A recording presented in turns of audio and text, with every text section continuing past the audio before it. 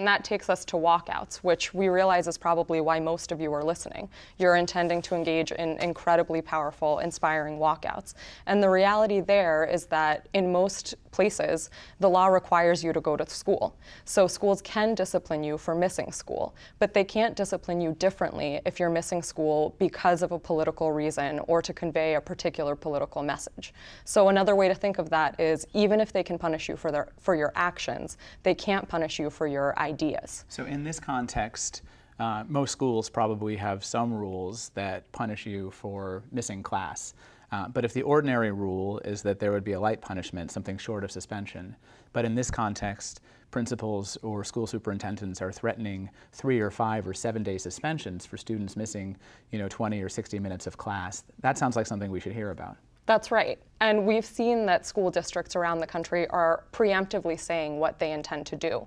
They're saying that they will issue blanket suspensions for 3 days for all students who plan to walk out in a district in Texas. In a district in Montana, a similar statement has been said about 1-day suspensions.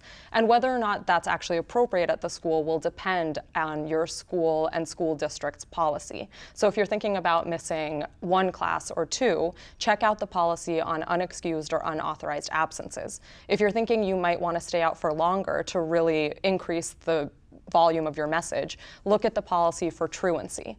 But regardless of what you're going to do, also look at the policy for suspension, because there might be process that applies. You might get the right to a formal hearing. If your school is threatening to punish you with 10 or more days of suspension across the country, you have the right to a hearing, and that's when a lawyer can get involved. But in a lot of places, you might have that right for shorter suspensions. So definitely take a look at the policy to know what rules apply to you, and also to know if the school is applying them differently or ignoring them altogether when it comes to your protest.